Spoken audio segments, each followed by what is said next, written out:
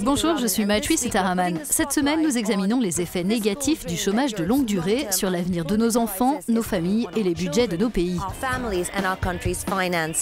Dans une Suède figée par le froid, nous allons découvrir comment, grâce à une série de mesures, le taux de cette catégorie de chômeurs est maintenu à un niveau faible, malgré l'arrivée de migrants du monde entier. Imaginons que tous les passants dans les rues de Stockholm représentent les chômeurs de longue durée en Europe. 50% sont privés d'emploi depuis environ 1 an, voire depuis plus de 2 ans pour les 2 tiers d'entre eux. 10,5 millions de personnes sont concernées en Europe, d'où la nécessité d'un plan d'action de l'Union européenne. Voyons dans notre cours accéléré ce que contient la recommandation qu'elle a émise.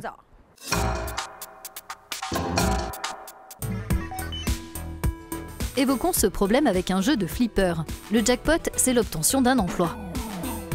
Dans le cas d'un chômeur de longue durée sur 5, la partie s'achève sur un score nul. Seuls 73% des personnes entrant dans cette catégorie sont inscrites auprès des organismes dédiés à l'emploi. Les obstacles se multiplient, d'autant que les employeurs ne sont pas assez impliqués. Pour ralentir cette course folle, la nouvelle proposition de l'Union européenne stipule que le maintien des chômeurs de longue durée dans le jeu passe par leur prise en charge personnalisée par les services de l'emploi. Ils pourront alors engranger des points grâce à un accord d'intégration professionnelle. Il faut les accompagner dans leur recherche d'emploi, leur proposer des formations, leur fournir du soutien en matière de logement, de garde d'enfants, de transport et des conseils individualisés. L'implication des employeurs est essentielle, mais en actionnant un seul bouton par le biais de services dédiés, la partie sera plus facile à remporter. Ce qu'on constate dans la plupart des pays européens, c'est que seuls 20% des dispositifs en matière d'emploi concernent les chômeurs de longue durée, alors qu'ils sont particulièrement nombreux. Les États concentrent leurs dépenses sur les programmes de travaux publics et ne font pas assez pour inciter les employeurs à embaucher ces personnes. Dans ce cas, comment leur faire retrouver le chemin de l'emploi? L'analyse de Giovanni Maggi. La Slovaquie se distingue en Europe par sa croissance solide de plus de 3% et par son taux de chômage légèrement inférieur à la moyenne dans la zone euro, il atteint 9,4%. Mais ici, plus de 60% des chômeurs sont sans emploi depuis plus d'1 an. Une situation qui s'explique notamment par la mondialisation et les évolutions technologiques. J'ai travaillé dans les télécommunications. Avec les avancées technologiques, les effectifs se sont réduits. On avait besoin de moins en moins d'employés. Donc, j'ai été licencié.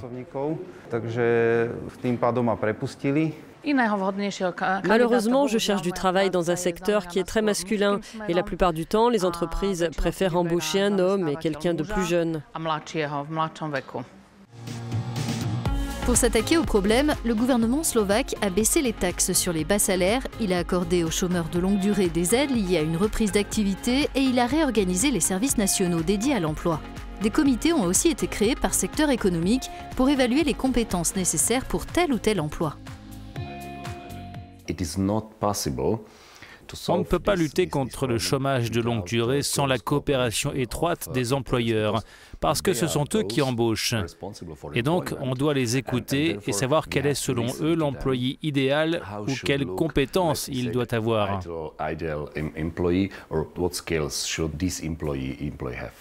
Le chômage de longue durée touche toute l'Europe. Dans de nombreux pays, plus de la moitié des chômeurs sont sans emploi depuis plus d'1 an. C'est l'un des facteurs qui explique l'augmentation de la pauvreté depuis le début de la crise économique. Ce jeune ingénieur espagnol fait partie des chômeurs de longue durée qui ont trouvé un emploi en Slovaquie après avoir longtemps cherché du travail dans son pays. Il y a beaucoup de candidats pour un seul poste. On doit se démarquer, se vendre, séduire la personne qui est en face de nous en entretien, qui lit notre CV et tout faire pour qu'elle se dise « ce gars est bien, c'est lui qu'il me faut ». Chaque matin, on se lève et on se dit « aujourd'hui, je vais trouver du travail ». On cherche et finalement, la Slovaquie s'est intéressée à moi. Je me suis intéressé à elle, on ne sait plus et maintenant, je suis là. Décrocher un emploi, c'est bien sûr une affaire de persévérance personnelle, mais aussi d'adéquation entre une formation et un poste et de coordination entre des politiques et les besoins des employeurs. Les programmes menés par la Suède en faveur de l'emploi ont toujours été montrés en exemple. À l'heure où la population suédoise augmente, la lutte contre le chômage est un défi encore plus grand pour Ylva Johansson, ministre suédoise de l'Emploi. Quelles politiques ont fonctionné dans le passé et que fallait-il changer ? Quand on est ministre suédois, on a l'habitude de dire « en Suède, on a un système qui marche ». Mais quand il s'agit d'aider de nouveaux arrivants à intégrer le marché du travail, en réalité, il y a un manque dans le système. Donc on doit adopter de nouvelles stratégies en parallèle de la gestion de l'arrivée dans notre pays, l'an dernier, d'un très grand nombre de personnes qui cherchent du travail. La politique en matière d'éducation est une partie importante de la réponse. Cela passe par de la formation continue, des formations complémentaires, des stages. Il faut combiner ça pour accélérer l'intégration sur le marché du travail. Le deuxième point essentiel, c'est impliquer les partenaires sociaux et en particulier les syndicats. C'est très important, c'est une tradition ancienne chez nous. Pensez-vous que le marché du logement, le marché de l'emploi doivent évoluer ? Le marché du travail n'est pas tant réglementé que ça. Il l'est surtout par les partenaires sociaux. Il y a de la flexibilité. Mais le marché du logement a besoin de grandes réformes et le gouvernement y travaille. Quelles nouvelles idées pourrait-on mettre en œuvre alors que la demande d'emploi augmente avec l'arrivée de migrants ?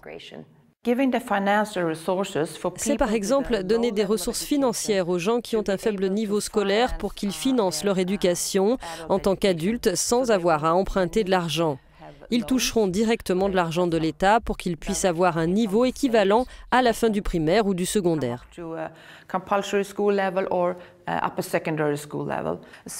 La deuxième initiative, c'est aider les gens à payer leur formation à la conduite, parce que cela peut faire la différence quand on veut décrocher un emploi, d'avoir ou non le permis. Donc nous allons essayer de trouver un dispositif pour aider les gens à financer leur permis. Que recommanderiez-vous à vos collègues ministres de l'Emploi à travers l'Europe ? Nous vivons dans un monde où de nombreuses personnes fuient l'enfer. Nous devons assumer notre part de responsabilité. C'est, je crois, la chose la plus importante à faire. Il faut peut-être mener certaines réformes sur le marché du travail. Dans le cas de la Suède, par exemple, nous avons le taux d'emploi le plus élevé de l'Union européenne actuellement et depuis de nombreuses années. Et il est certain que la situation est plutôt bonne sur notre marché du travail. Donc, nous devons nous assurer que nous ne détruisons pas des choses qui fonctionnent bien. Il nous faut des réformes qui se concentrent sur ceux qui ont des besoins spécifiques et nous méfier des réformes qui pourraient bouleverser le marché du travail dans son ensemble. Ylva, c'est sur ces mots que se termine cette émission. Merci pour cet entretien et merci à vous de votre attention. À bientôt.